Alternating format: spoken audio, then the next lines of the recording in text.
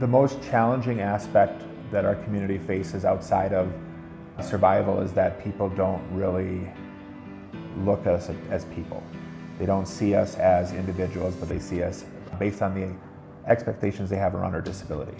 And the reality is that oftentimes we are told you can't do this because of your disability. And the reality is that my community is the most creative community on the planet because we have to find solutions for everything.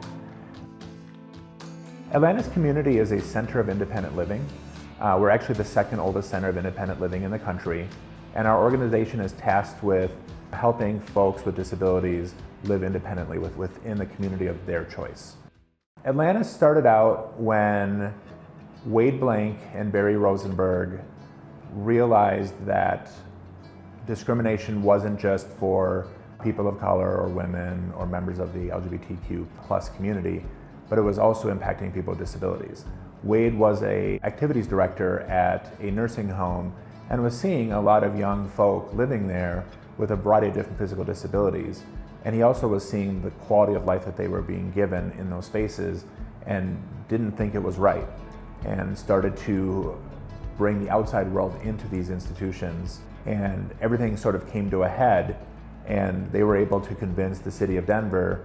They moved him out of the nursing home, and that was the first few steps of establishing Atlantis Community. We were conceptualized in 1974, 1975. We were officially recognized. That act in and of itself started a spark that culminated, interestingly, on July 5th and 6th at Broadway and Colfax. 19 individuals had stopped traffic and chained themselves to a bus. And this was in ask of wanting to have accessible transportation. So imagine yourself, it's 1978, you're in a wheelchair and you're living in the city of Denver, and a bus goes by and you can't get on it. At the time there was no ramps and there was no program for people with disabilities to use public transportation. When we talk about the Gang of 19, those were the 19 individuals that chained themselves to that bus. But the whole action actually was much bigger than that. You have to realize that people with disabilities didn't know what they didn't know. They didn't know that these things were possible. And then they see a group of people who look just like them doing this, sparked a literal revolution where people across the country were like, oh wow, they can do that, and this is what happens if they did.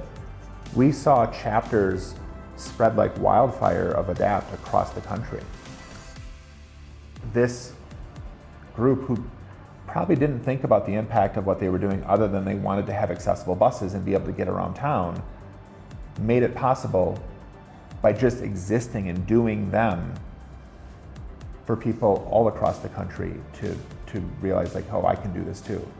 And we still have chapters of ADAPT everywhere. We'll be celebrating our 50th this fall, but we're also celebrating the 35th anniversary of the ADA, which is a huge milestone because it was the first piece of legislation that covered all aspects of public life. Many people have heard of Section 504. It's often used in schools to help and provide accommodations for students.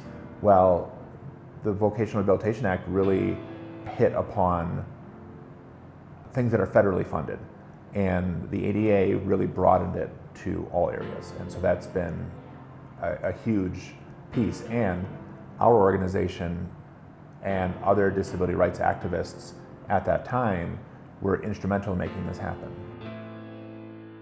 We knew that we had to look back kind of over the whole history of the world, because when Atlantis was founded, we only had the Vocational Rehabilitation Act.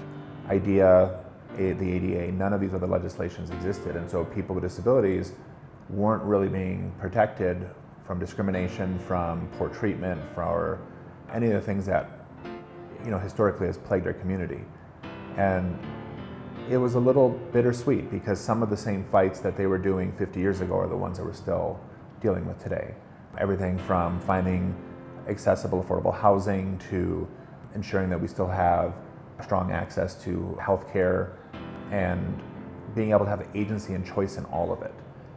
We know that there's been bills that are going to impact Medicaid. Those bits are things that we're still dealing with 50 years later.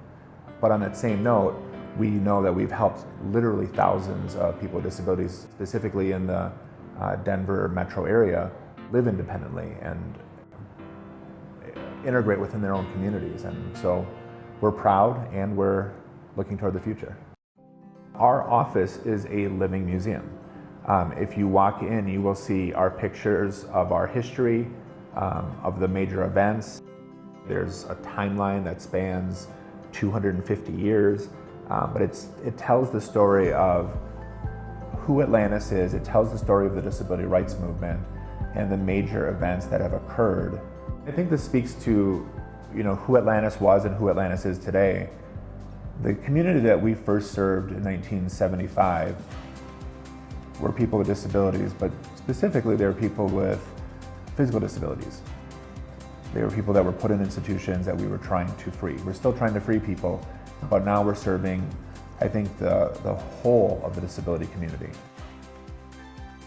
I think the legacy is very, very rooted in helping disabled folks live free of nursing homes, free of the loss of agency and autonomy. I don't think our mission going forward changes that, but I think it expands it. I think it's going to look at human beings and people with disabilities holistically, where we're looking at how do we help breed independence in all the areas of the life. Like once we can cover Maslow's base level food, shelter, safety, like what's next? Like how do we support education? How do we support employment? How do we support the leisure activities? How do we live? Not just survive, but how do we thrive? And I think the future of Atlantis is going to pick up that torch and work towards having not only our community survive, but not worry about surviving and having us thrive. Stay elevated by subscribing to the city's YouTube page and stay tuned to our social media channels for more content. Don't miss our new episodes of Elevating Denver, premiering each month. Thanks for watching, Denver.